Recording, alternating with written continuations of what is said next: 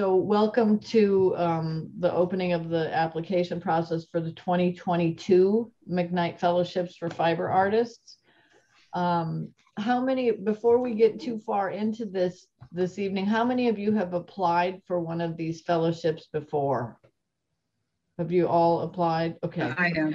Okay. I have. So, you know, those of you who have applied, I feel like this is year 3 for me as the fellowship director. And so a lot of this is probably going to be redundant. So since folks have been through the application process, I'm going to walk through the main points, anything that may have changed. We'll take a look at the application. There's a few things that are a little bit different this year. It's nothing terribly substantive. And then I'm going to turn it over to you all to ask questions, because a lot of times that conversation is more informative than what I have to say, especially if you've been through it. So the McKnight Fellowships for Fiber Artists program started, well, we started planning for it about 3 years ago. So we're in our 3rd year. We have a 3-year funding cycle from the foundation for the programs. Really, this is my big task this year, is to make sure that we get as many applicants as possible, because we want to be able to continue this funding for at least another 3 years. So Textile Center will go up for that renewal in the winter. And, you know, really have no concerns. It's been an incredibly successful program. I think most of the McKnight partners takes probably 5 to 6 years to really get all the kinks in the program ironed out. And then you can't account for something like COVID-19, which was a complete game changer to us. So I'll talk a little bit, when I talk about the benefits of the program, I'll talk a little bit about how we have adapted to accommodate what is currently COVID-19, but could be any similar situation in the future. So the first big thing that I do want to mention to everybody is that the McKnight Foundation has changed the name of its arts program. It is now the McKnight Arts and Culture Program. So I just want to make it really clear. I make it clear to everyone that I talk to that Textile Center partners, we are the program partner for the foundation. We have chosen to partner with the foundation because we believe in the values of the foundation. The foundation controls the fellowships. Okay, I direct the fellowships, but all of the guidelines come directly from the McKnight Foundation. Okay, so I work with 14 program partners in the state of Minnesota. It's everyone from the Cole Center, who takes care of the dancing and the dancer and choreographer fellowships, to McPhail, to Northern Clay, to the Film North, et cetera, American Composers Forum, Loft Literary Center. We each program directors from each organization come together and manage on behalf of McKnight. So we work together very carefully to make sure that we are managing the programs in a similar fashion across the board. So McKnight chose to change the name of its program. The name of the grants has not changed.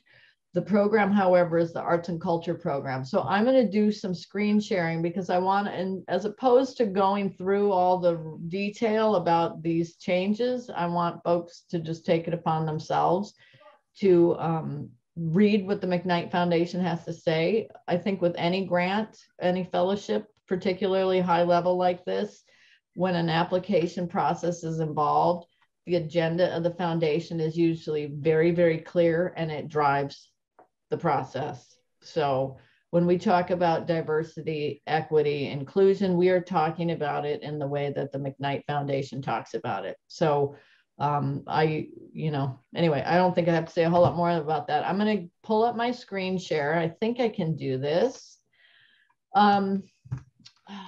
Let's see. Can you all see the Textile Center website on the screen? Okay. So I'm going to use the Textile Center's website to navigate to all of these different links, because it's just frankly the easiest way for me to do it. When you go to the website, the homepage, this is the first button on the homepage, the first banner button is the fellowship button. Any announcements or changes are added to the home page that sits behind this button. So when you click on the button, or when you click on that link, it goes to the current fellowship application page. We also have, I'm just going to say for your perusal, now that we're 3 years into this, we have 2 other pages under the fellowship tab. So if you go to the Make Art and Learn across the top, click on fellowships, we have pages for both the 2021 and the 2020 fellows. So I encourage everyone to do your homework and take a look at the kind of fellowship, the kind of work that has been honored through these fellowships in the last couple of years, because I think that can give you a very, that can give you a lot of important information about just the level of the work, the nature of the work, the content of the work. Each year has a different jury. I'm as the program director, my job is to recruit the highest level jurors that I can. And when I say highest level, these are critics, writers, critics, academics, practicing artists, etc., from the field of fiber art and textiles. They could be theorists, they could be practitioners, they could be historians, they could be, any number of things. So I put together a panel of diverse jurors every year. That means at least one person on the jury is a person of color. There are a number of other, I honor the LGBTQ community. There's always a man and there is always a woman. Who knows, this year it might change slightly depending on who's available, but we have 3 jurors every year and I work with them and they are charged with selecting the fellows. So that selection comes from the jurors, okay? My job is to just make sure that everything is managed to the best of my ability. So anyway, there's a page for each of the previous year's fellows. I think it's, like I said, I think it's worth taking a look. We have Unkyung Saw and Liz Miller, who are our first fellows. And then this last year, current year actually, is Sarah Kusa and Ka Oscar Lee, who are the current fellows. So take a look at that. I'm going to go back now to the main page. Give me just a second. All right, so back to the application page. So on the application page, there's information up in this upper right corner for anyone that needs another info session or needs to easily get to the application. This info session, it says right here, the recording of this session will also be linked here, and there's images of each of the artists before initial fellows work. So on this page, we've divided it into tabs. There are all of the requirements, or just, I'm sorry, general bits of information about the fellowship.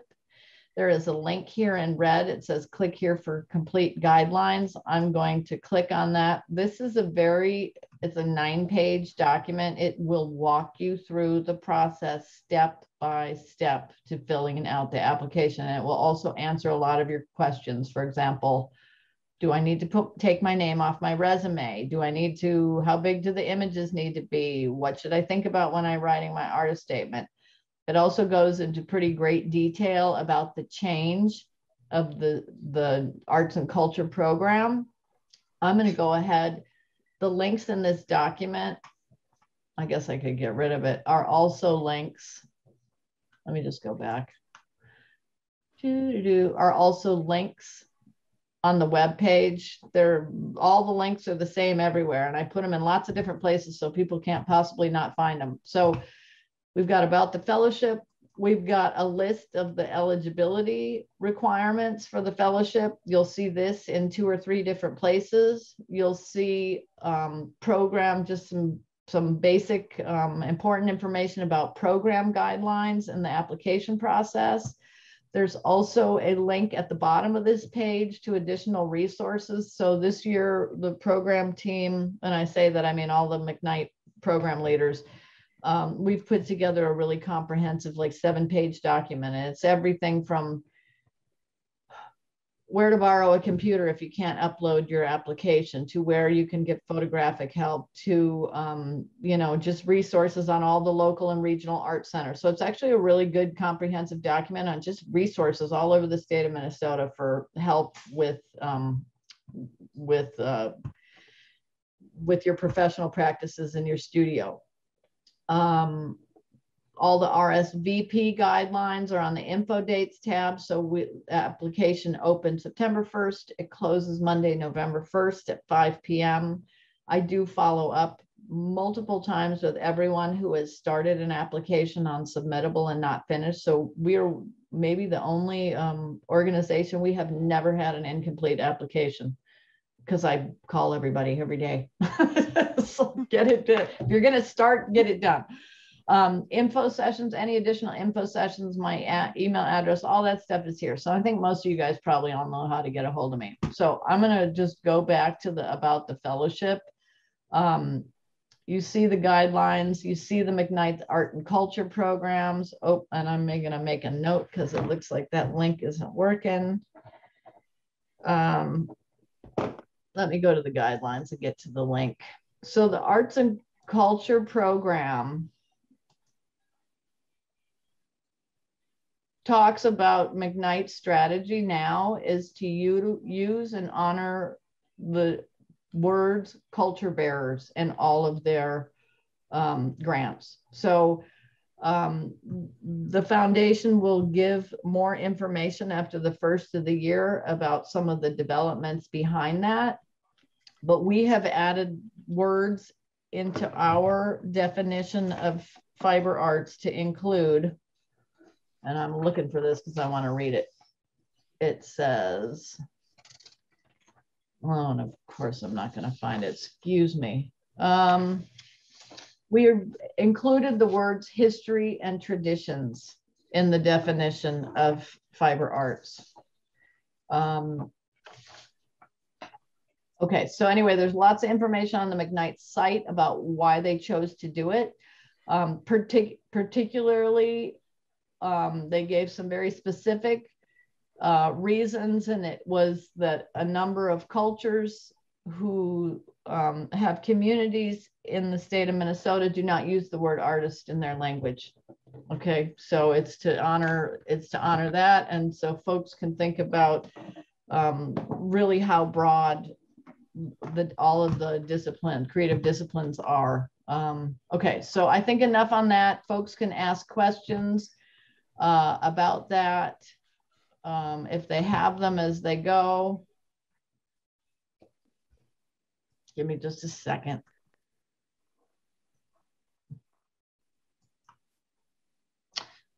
Okay, so under the program guidelines and application process, I'm going to just read the statement so everybody's on the same track. This is really the crux of the fellowships.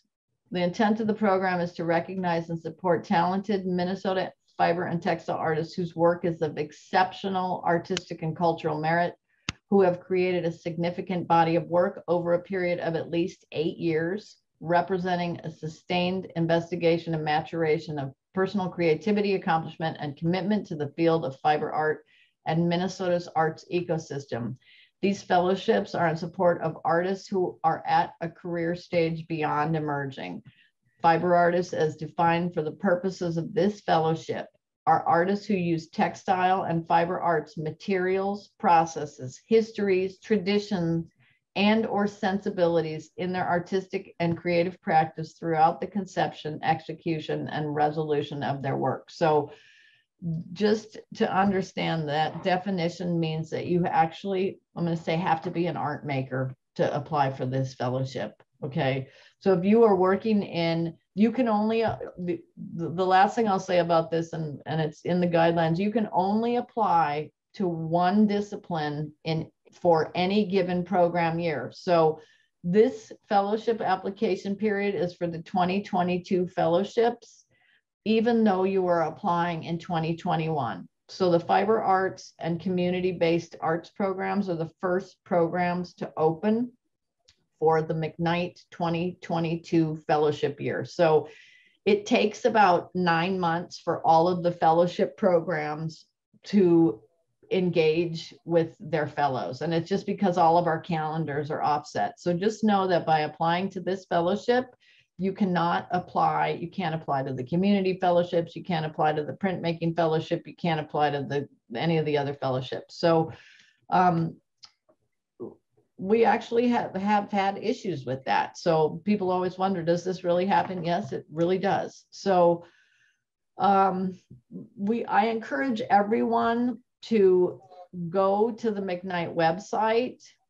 There is a link about there's a link, I believe it's on, I'm sorry, I'm bouncing around document. It is on the guidelines. There is a link about the program. So I'm going to start going through the guidelines just to point out some of the new things. On the guidelines, there is a chart now on page 3, and it shows the disciplines and the administrators for all of the McKnight programs. Actually, I think there may be a couple programs missing, and it's just because their directors haven't gotten to the chart yet. But we invite everyone to check the McKnight fellowship funding opportunities, and these are all on that McKnight website, and it clearly describes, let me see if I can get it open.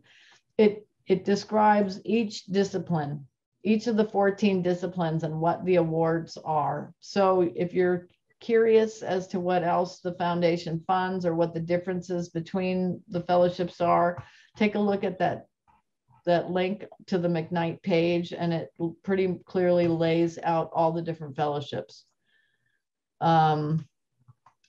Let's see. I'm emphasizing that because we do track and check all of that. So as soon as our application period finishes, I upload everybody's names to a database so that it blocks you from applying to another fellowship. There are, let's see, I talked about the culture bearer issue. Like I said, I think take a look at the McKnight website. I think this is a really important change in their fellowship programs. I think you will see more of this sort of change happening. The McKnight Foundation has been really, there's really been a shift in where they've been making their cultural investments. They no longer, I think it's water. They used to give millions of dollars every year to clean water, and they, after 40 years, they have slowly terminated that program. I believe it ended last year, and now most of their arts is going, or most of their funding is going into arts and culture. A lot of it is, and to equity initiatives. Okay, so the benefits of the fellowship are the same as they have always been. It's $25,000 unrestricted. That means we give you the money. We don't ever need to see you again. There's no commitment. The money is awarded for the body of work that you submit in your portfolio. So I can't stress that enough, because you're not writing a proposal, you're not submitting a budget. Nobody cares what you're going to do with the money. They just assume if you're mid-career and your work is at a high enough level to receive the award, that the likelihood of you continuing your profession as an artist is probably pretty high. We do also, as a program partner, provide a lot of program opportunities for the fellows that choose to participate, and we definitely encourage folks to do that. You get critiques and studio visits with, and it says 3 experts from the field.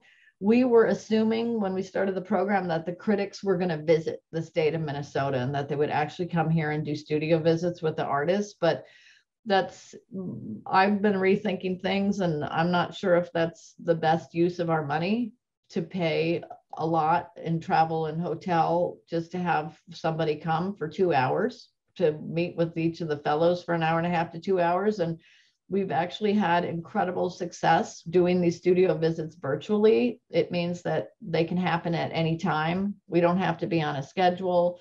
People can visit. International artists can participate in the program. So it's really actually opened up a tremendous amount of flexibility. Additionally, if we have the funds left over, we can add additional critics to the docket because they don't have to travel. So what happens with the critics, I'm just lining up the critics right now for the 2021 year. The critics are prepared for the visits with your application portfolio, portfolio, because we want them to see the proposal that you submitted that garnered the fellowship. And then in addition, the fellows share the work that they have done so far during the year. So the artists choose the critics, and then I facilitate the meetings if the critics are willing to come. So that's a really great thing. You know, every cohort of fellows has a different realm of interest. So we tailor that to your needs. We do an exhibition in the Joan Mondale Gallery, actually anywhere in the Textile Center, whatever the fellows need. That happens from early to mid-January until early to mid-April now every year. During that time period, we host 2 public discussions. We invite back 2 of the critics that met with the fellows during the course of the year, and we have 2 public discussions. We did them on Zoom last year, which actually, again, worked really well for us. We had participants from all across the country, and actually a couple of international participants that were able to see those discussions. So it's really amazing exposure for the fellows. We had Glenn Adamson and Karen Patterson. They were our discussants last year. You can find out all about them if you go to that 2020 fellows page. There are actually recordings of those discussions on our website, archived on our website. We give some additional funds for professional development support. That is up to each fellow to decide how they want to use those additional funds. That is in addition to the unrestricted fellowship. That is somewhat more restricted. You actually have to tell me what you're going to do with those funds. The fellowship funds are up to you. And then the professional support sessions continue with the consultants from Springboard for the Arts. And I know that Adia is on the session with us. I can't remember off the top of my head. I think it's 8. You get free hour-long sessions with the consultants at Springboard for the Arts. And it's really to talk about whatever you need help with. It could be writing, it could be your website, it could be talking about taxes, it could be talking about you know, any sort of professional development or career development assistance that you need. So Springboard for the Arts supports all of that. And then in addition, I do want to say that anyone who needs help with the application process, and I'm going to say not with your application, I'm here to help you do that. But if you need help writing an artist statement, for example, or you want somebody to take a look at your portfolio, Springboard for the Arts consultants can help you with all of that. And so their information is on that, it's on that document. And I'm going to flip back to this page. It's on that help document. I can't remember what tabs. Here we go. The resource guide to additional artist services. There are several links on that document to Springboard and their services. And they have a lot of free workshops as well, which is really great. So get on their email list and get signed up, because they send a newsletter every week or 2 that lets everybody know what's going on in the world of, you know, economic development, professional development for artists. Let's see, let me go back to where I was. Let me move so I can shut some of these windows. Okay, so let's see, I'm going to continue to scroll down. So the eligibility requirements, I'll go over that in a minute when we actually look at submittable. Those have not changed. The only thing that we are emphasizing this year is the body of work, mid-career and beyond, for the purposes of the Fiber Arts grant, is 8 years and that's not including that's work done as part of a degree-seeking academic program. So you cannot submit your graduate work as part of this. Mid-career, I'm going to just say this very roughly, is, you know, for most people, it's 30 to 70 years old, you know, so we don't want to see your graduate school work at that point. You're still considered an emerging artist. It's professional. We're really looking at your professional staying power in the professional, I don't know what you want to call it, professional art world. Okay. The other eligibility requirement that's a stickler for some is that you do have to be a resident of the state of Minnesota for 1 year, and it's prior to the application deadline. So our deadline is November 1st, 2021. So you have to prove residency in the state of Minnesota from November 1st, 2020 to November 1st, 2021. And if you put your application in before November 1st, don't worry about it. It just has to go back to November 1st, 2020. And that can be driver's license, tribal card, utility bills, whatever. It just has to have your Minnesota property tax records, whatever you want to submit.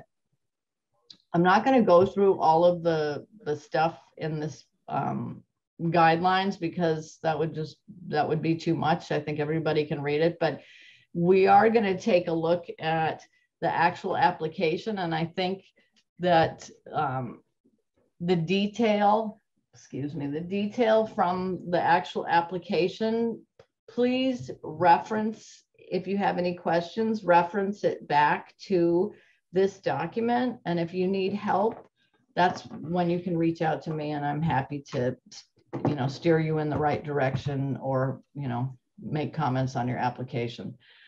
Okay. I think, I'm going to get all the way through the bottom of this. So everything that I have changed for this year is in red. So we ask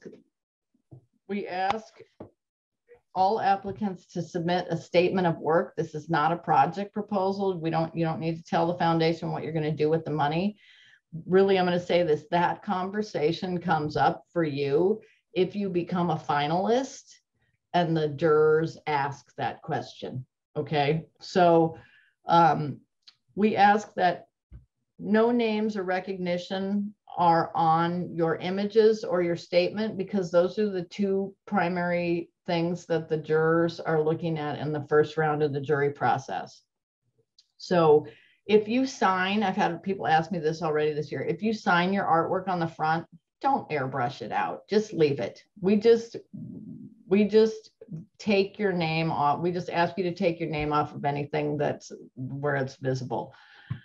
If you want to write a statement, we ask it's no longer than 750 words. It's about a page and a half, 2 pages. The statement cannot include your name or a logo. And we're asking folks to really think about just addressing the clarity and uniqueness of vision and commitment to your work.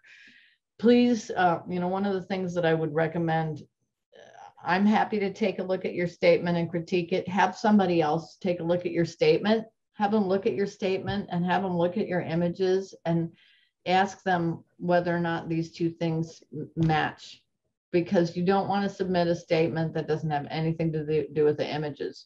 You don't need to use the statement to walk the jurors through the images, because you can actually add metadata to your slides to give a little bit more information. But the jurors definitely want to have a sense that you have the ability to critically think about the work that you are presenting and can talk about why it is, oh, I just had the wrong word in my head. I'm going to come back to that. I want to also say about the statement, and we put this in red this year, the jurors do not see the demographic information unless you become a finalist and unless they ask for it. And we do share it with them at that point because of our commitment to diversity, equity, and inclusion. If the jurors, you know, are really concerned about making sure that they are very clear about who they're awarding the money to, we will share the demographic information. We haven't had any issues with that up to this point, but that means that if characteristics of your identity, and I'm reading this right off the statement, influence the work you do as an artist, the best place for you to include that information is in your statement. The jurors are going into this blind. They will know nothing about you from a demographic standpoint unless it is articulated and it's necessary to your statement. Okay, so I'm just giving everybody a heads up on that. You know, it's something we've certainly talked about for the last couple of years, but it is something that it's usually an afterthought, and artists who have applied say, oh yeah, I wish I would have remembered to say that about myself in the statement. Okay, so enough on that. I'm going to continue to move through this. If you do not want to write a statement, or you're not a writer, you can attach a 2-minute MPEG video of you talking about your work in place of a written statement. And if you want to endeavor into that, I am going to advise you to start now so that you know how to record, how to do it properly, how to size your file, how to attach it, and make sure that it actually works. Okay, so you can upload all of these documents into Submittable, and I can check them for you just to make sure. But when I hand the files over to the jurors, they need to be in the format that's required, and they have to be ready to go. Let's see. And again, I highlighted this statement's not a project proposal, it is a statement about you and your work. So we put in 3, and I've tried to make them vague suggestions for folks that maybe are not necessarily used to writing a project statement, or I'm sorry, not a project statement, just a work statement. So you might want to talk about how you contextualize your work as an artist in the particular field of fiber art. How does your work make a compelling contribution to the field? And then what do you think is the future direction of your work and what informs it? I'm going to just say right now that I don't know that I would spend a whole lot of time on the future direction, because the award is about the portfolio that you are submitting. It's not about what you think you're going to do or what you say you're going to do. Submit a resume, 5 pages. So I use the resume. The resume may include your name. The resume doesn't get shared until the semifinal stage. And I'll tell you in a minute, it's used in a number of ways, but the resume for me is a way for me to vet that 8 years of professional experience. So I need to clearly be able to count back from the deadline of the application 8 years and see that you have had some kind of, you've had a commitment to activity as a professional artist. And like I said in the description, accomplishments and achievements, exhibitions, events, presentations, lectures, residencies, publications, grants, awards, whatever, teaching, major collections, not major collections, whatever it is. You are also welcome to submit just what we call just a list of accomplishments. You can just give me a list of accomplishments that reflect on 8 years of your professional practice as an artist. I do ask that you try to make your list of accomplishments chronological or in some sort of order if you can. It just really helps the juror facilitate the review by the jurors if they need to look at your resume. So if the jurors are going to look at your resume, it's really because they want to see if you've, in my experience, and this is just my experience, a lot of it has more to do with not the level of your work, because the primary criteria for that is your images and the statement. The resume helps them understand, well, has this person already won $25,000 fellowships, and in the name of equity, maybe we should give the money to somebody else? I mean, I'm just putting out hypothetical questions, but the resume is used in all different kinds of ways. And I'll have to say, it's always interesting. Every jury figures out its own dynamic, and they figure out their own sort of hierarchy of what's important and what isn't, and that's their job. So I'm never quite sure what direction it's going to go, but you know, they always ask a lot of really amazing and very, very relevant questions about the information that they see and that you share with them. So let's see. Proof of residency, I talked about that a little bit. And then in this document, it talks about the jury process. We go through an initial selection process where the jurors review everything and they vote. And then I tally the votes and I submit everything back to them and they do another review. And then we have a conversation. I mean, this goes through however many stages we need it to go through until we distill it down to the 4 finalists. Okay. I don't know how much else to say about that, except that there's at least 3 rounds of review. Okay. And the first round of review typically does not generate personal comments about your work, but I do share a letter with all of the applicants that talks about, the jurors come together at the end and they give me a whole list. They give me all this feedback on the applicants. And I generate a letter for all applicants that really just sort of talk about what the jurors, what their criteria was, or what, you know, what their discussions were based on. I think for right now, that's probably enough about that. When you become a finalist, we do invite the finalists. The finalists do an individual meeting on Zoom. We're going to be doing it on Zoom again. The first year we did it live. The jurors actually flew to Minnesota and we did it live. And we set up a system at the Textile Center where the 4 finalists come in on a rotation and they set up in the Mary Giles Gallery and in the Joan Mondale Gallery. They had 2 hours to set up. You do a session for about an hour.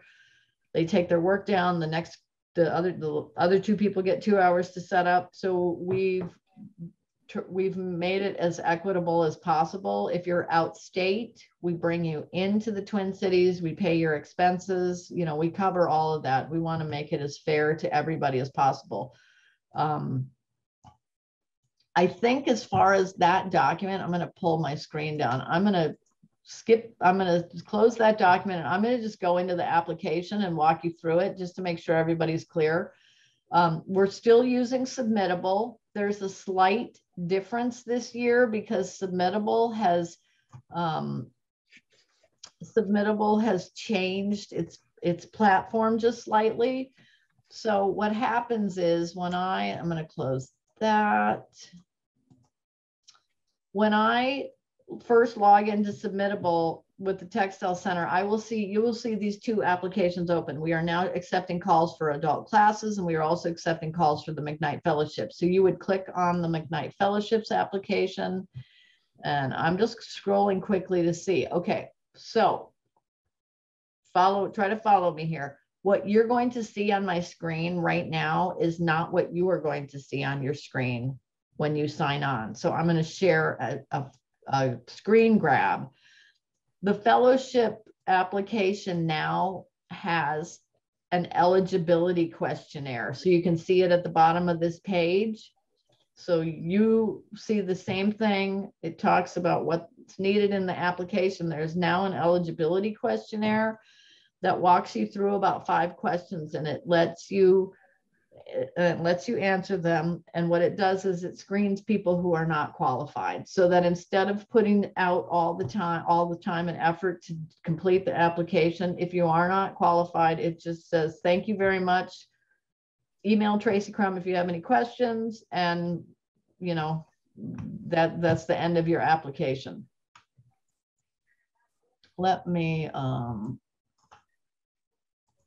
put that down. Okay, so I'm going to back up because since I'm the program manager, my Submittable looks different than yours. What happens after you go through the eligibility questionnaire, which you don't see here, you basically get a reiteration of that. You put in your last name and your first name. It reiterates all of the eligibility requirements, basically, so you can see why you're answering all those questions. And then it asks you to check off the box that says you meet the requirements and that you promise you're not going to apply to another program. So the reason why we don't let people apply to 2 programs is because it's not equitable. It takes up space in another program. And if you made it into a finalist stage, that means we're paying 2 juries to look at your work. So we're really asking everyone who applies for a fellowship to really consider what they fall into, which of the categories. So really the application itself, I think, is actually fairly simple. First name, last name, basic sorts of details. Have you received a fellowship before? If you say yes, again, it's going to walk you through it. So you cannot have a fellowship you have to have a 5-year sit out period for fellowships. So if you have had a fellowship in any discipline 2017 or later, you are not eligible to apply again until next year, until the 2023 year. Then the next thing, and this is like the first big chunk of the application, is your work samples. So we want everyone to upload 10 digital images. They have to be JPEG format. Okay. So the reason this is first on the info sheet and it's first on the submittable form is it is the most important aspect to your application. Okay. So you want to put together 10 really strong images. You don't want to upload small thumbnails. I've actually had people do that. They upload these little tiny things and you can't see them. The jurors are actually looking at the initial round of reviews on whatever screen they want. Some of them prefer a big screen. Some of them they may be looking on their telephone. Some of them are looking on a computer screen. We don't control the monitors that they look at. We ask them to use something over 20 inches if they can, but make sure that your files are big enough, but not so big that they won't upload. You cannot use a composite image. That means you can't take sculpture A and sculpture B and put them side by side. You can, however, include an installation shot of your work, which is actually very, very helpful because it puts the work into context of other work and it allows the jurors to see a more dynamic breadth, but you cannot paste images together. You need to upload the images in order of your viewing preference. And then you may have to make sure that that viewing preference matches the image list that you submit, because the jurors will be using an image list in reference to the order in which they're looking at your images. And then you'll just, you click choose file and it just keeps going until you've uploaded 10 images. Then you prepare an image list and you upload that. We ask PDF. And the reason we ask PDF is everybody's computer opens a Word document in a slightly different way, depending on what version of Word you have. So we ask for PDFs on all that type of stuff, the statements, the resume, and the image list. So the image list is a companion to the images. It's the second thing. The third thing is the statement of the work. Again, it's, these things are really in this submittable platform in the order of importance, I would say. Upload the statement or attach the MPG or MP4 file, then upload your resume. Let's see.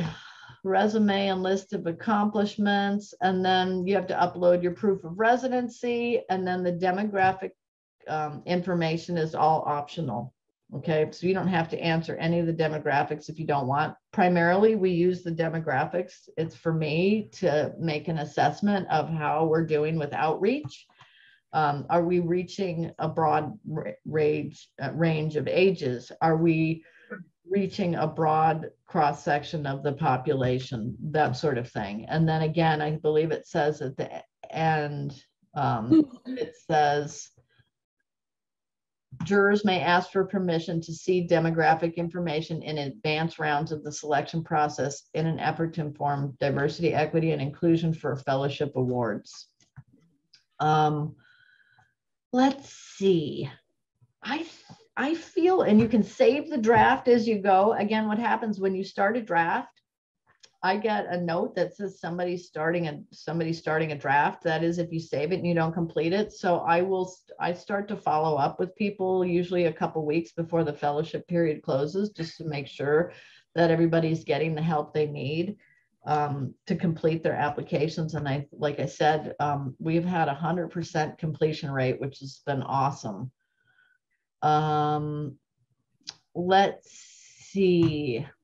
I'm just checking the chat. Adia, thank you for checking in about the 8 sessions. I feel like at this point, I kind of like go on this long ramble about how to do the whole thing. And I feel like at this point, questions from you guys are probably the most helpful. I'm not going to share an application because, well, I'm going to say I can't, but I think, like I said, we do put the winning artist's work on a web page on the Textile Center website, and we pull images right from their portfolios, and we include a bio that was part of their portfolio. And then there's usually an interview that's part of their portfolio. I will go ahead actually and show you. And that information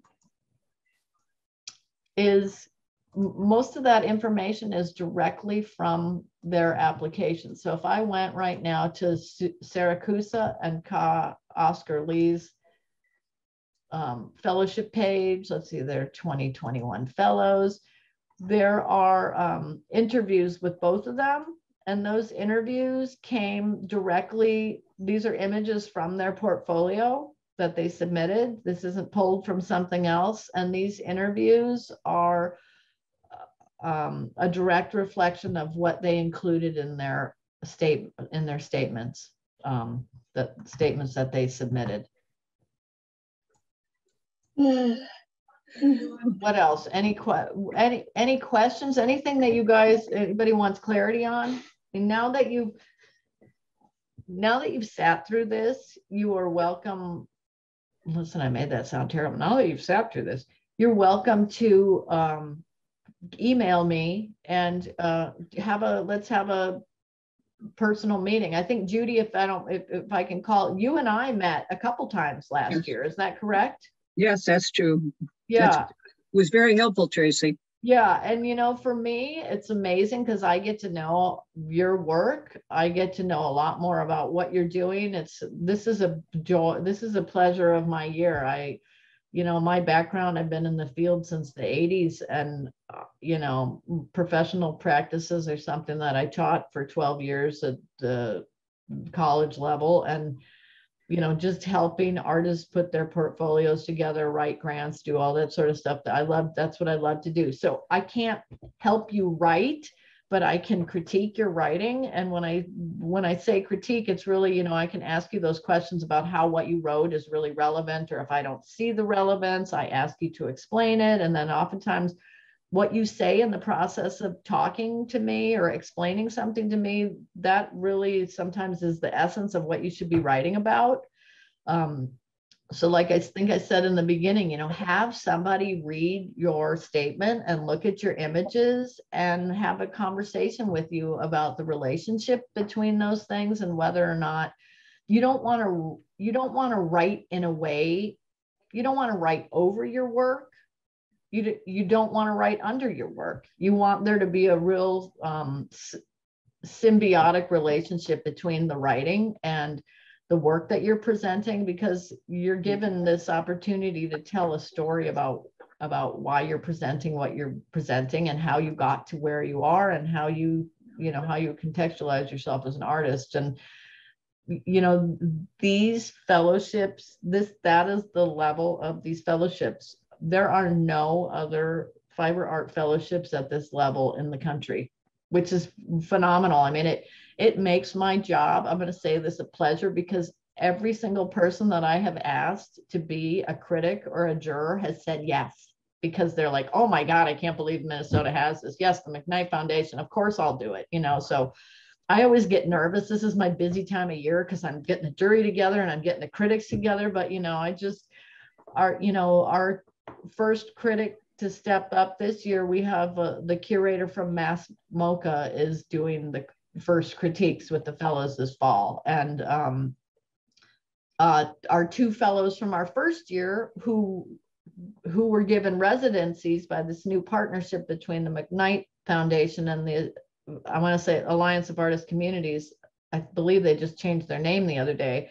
They're both, Un Kyung Sa and Liz Miller are doing their residencies this fall at Mass MoCA. So I see a really strong connection developing between Mass MoCA and Textile Center. I mean, sometimes that's all it takes is a few sort of high level things of this nature, and you have a permanent, you know, relationship with a curator or with an organization, which is fantastic. So our jurors last year were Gabriel Daw, who does really, really amazing work with these giant, I'm going to call them, for lack of anything better, rainbow thread installations. Anybody really that has followed contemporary fiber has probably seen his work. He has, I just remember one of his major installations at the Renwick Museum in DC.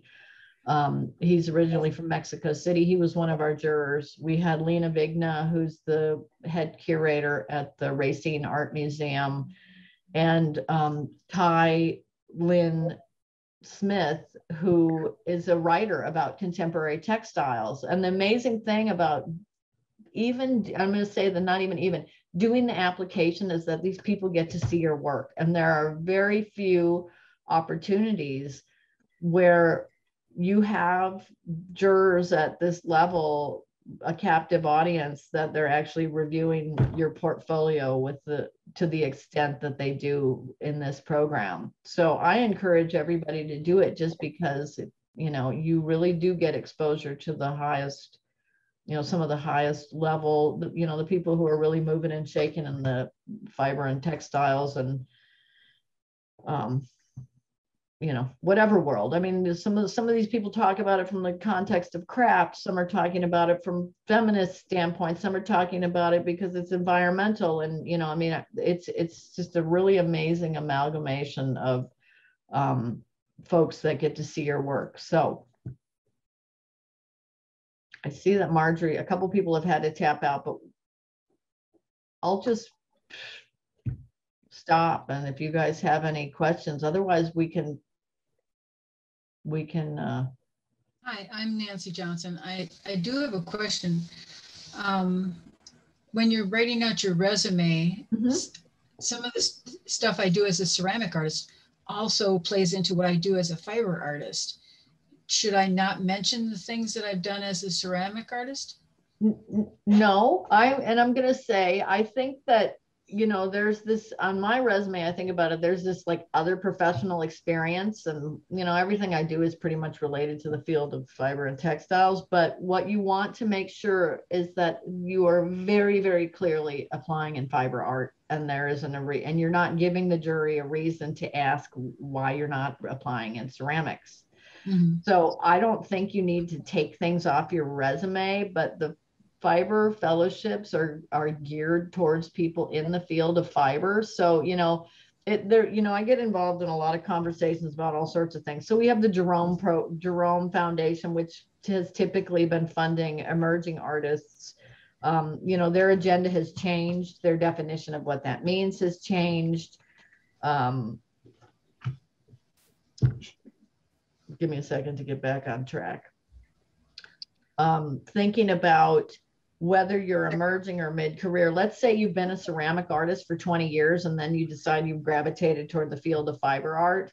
You're not an emerging fiber artist. You're still an artist. You've just chosen to switch, I'm going to say, call them disciplines for lack of a better word right now. And so the thing that we want with the fiber art fellowships for mid-career is we want the 8 years of commitment to the field of fiber art.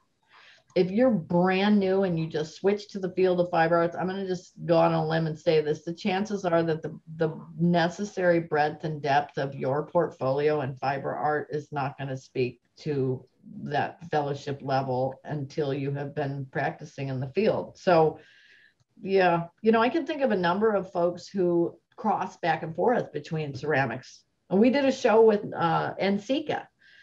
during NCECA when they were in the Twin Cities called Structured, and it was half the artists were textile and half the artists were ceramics, and they were ceramic artists who used textile techniques. So chainmail, crocheting with clay, stitching through clay, things like that. So we weren't calling these ceramic artists textile artists. We were just pulling them into our fold to talk about the crossover in vocabulary. So Nancy, I'd be happy to take a look. I mean, those are the kind of things where it's probably easiest just to like shoot me a copy of your resume and I can do a cursory review of it and just be like, I think it's a little too, I know the jurors, I know enough about what they're looking at. I think ahead enough about what the potential questions are. So, you just need to make sure that you've got 8 years of fiber related activity and a portfolio that clearly identifies you in the field. Okay, thank you. Yeah. Other questions? Blair, it's good to see you because I've seen your and I've seen your portfolio. I loved seeing your work at the state fair. So I get to go in with somebody and do the award, so I got to go see and somebody came from the fair and was like, you should know this person. And she just in the fine arts building, and your portraits, I think, are a really, so you and I should have a conversation about your work because you walk a fine line, so the McKnight Foundation talks about all kinds of stuff, cultural appropriation, that is a big part of the conversation. And so there's we all have a lot going on. And I ask the jurors, just so everybody knows, to really research the McKnight Foundation. I'm going to say even more so, but on that same level that as an artist, I would be looking at what the foundation is and what they fund, because that's what we are, I'm going to say training in quotes, training our jurors to uphold. I make them watch several videos about the foundation.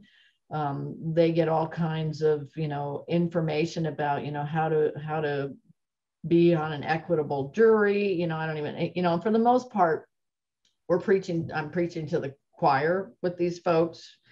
But I think as an artist applying for a fellowship like this, check out all that information, because I try to get everybody on the same page about how we're interpreting the strategy behind all of this.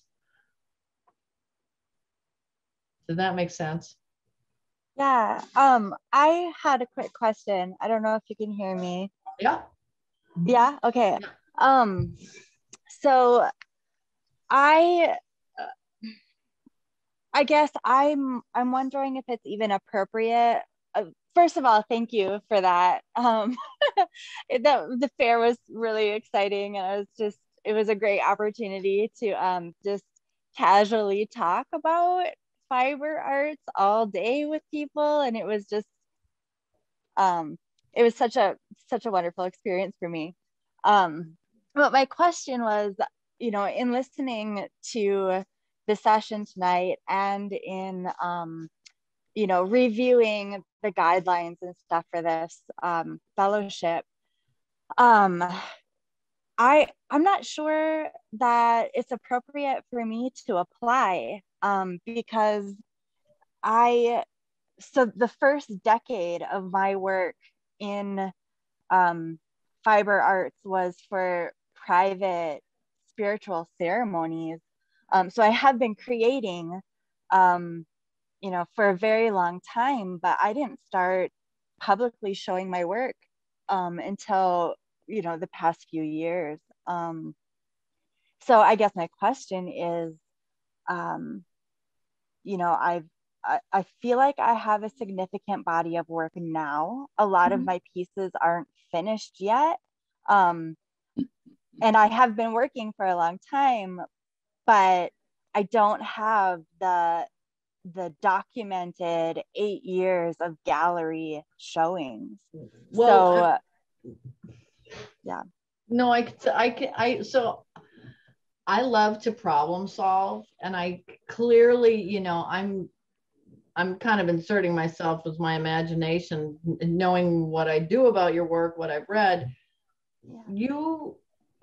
I'm guessing that you clearly have the 8 years, and it doesn't mean you're ready. It could, so this idea of the list of accomplishments is not that you need like, oh, I was at XYZ gallery in XYZ city, and here's the name of the show. It's like part of your list of accomplishments might just be as much as you're willing to provide, and maybe it spans a time period, and you know, you produced work, as much information you can give.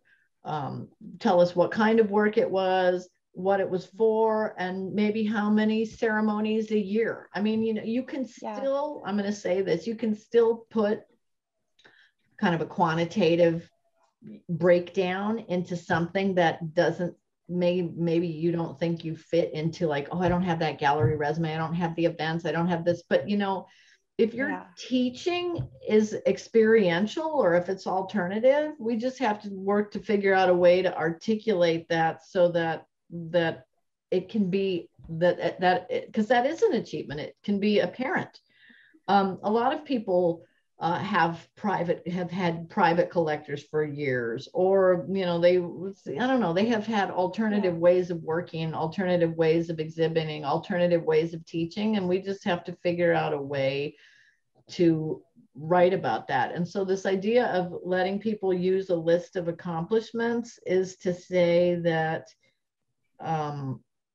you could just have one page list that just goes back for 8 years and talks about, well, this year I did this, and maybe it's repetitive, maybe a work for ceremony, you know, who knows. But yeah, I think we could figure it out. So it seems to me like, you know, everybody that applies seems to have one issue with it's either the resume or the statement or the images. Like the images aren't right, or they're blurry, or they're not in the right order, or the statement doesn't talk enough about what you see in the images, or there's too much superfluous stuff, or you're talking too much about the future or whatever. So I kind of break it down with everybody in terms of what they need. And like I said, your resume really in the beginning, it's just for me to vet that 8 years. And then any nitty gritty that happens with the resume is because you become a finalist and the jurors are using the resume for whatever purposes. But I think I said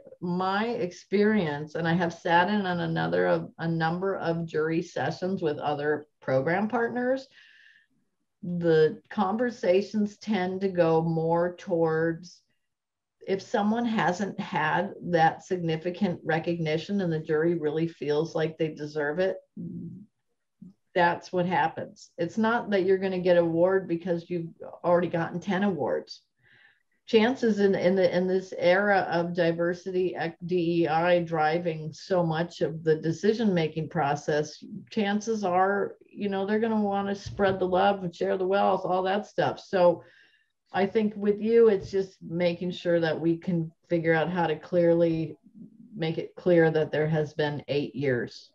And maybe your resume, this resume list is more of a statement about, you know, what you've done for the last 8 to 20 years or whatever, and just is more of a sort of walkthrough of, you know, how do you explain what that 20 years is? I mean, part of adding video as part of our application process is because not everybody can write, and English isn't everybody's first language, and some people are better off just talking into a microphone with somebody prompting them with questions on the side. And we need to make sure that all of those folks are heard. So you have my email. I'm going to put it in the chat, and we can do a Zoom session. What I do, so just so everybody knows, what I do require, I'm going to say required, just because it helps make the best use of all of our time.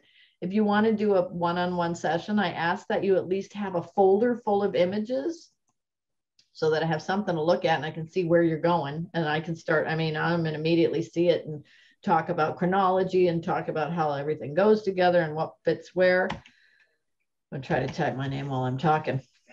And and a statement, like at least a draft. And if you're not sure about the statement, just make a list of like 10 things about your artwork that you would want somebody to know. And I can help you connect the dots. That makes sense. So yeah, I mean, I sort of split it out into those 3 areas, and I ask you to come with a draft. And if you don't, and you want to just let me know that, hey, I'm just getting started and I'm completely at a loss about this, at least then I know what I'm getting into when we start our sessions. And we can do it by phone. You could come into my office if you need. We can schedule to meet at Textile Center, Zoom, however y'all want to, however each of you individually wants to get that right. Yeah, I did it right. Anything else? I know a couple of folks checked out and they sent me messages and said, so, well, we'll talk next week, but thank you all. I mean, I think, you know, like I've said to everybody, I'm really just encouraging people, just 10 images, put together a statement. I'll help you do it. We want to make sure that we are representing the breadth and depth of fiber across the state of Minnesota, and the program's growing, diversity's been growing, and it's been really exciting just to see, you know, for us at the Textile Center to be able to review these proposals and see what's coming in. It's been awesome. So, okay. Be in touch as you need. Adia, thank you so much for joining us this evening. And this recording, if it's okay with everybody, I will email everybody, but if it's okay, we'll put it online. And that way other folks can benefit from your questions, and then they can hear my spiel about all of it without me having to do it over. Okay, have a good night, and we'll be in touch with everybody. Bye, Tracy. Bye-bye. Bye.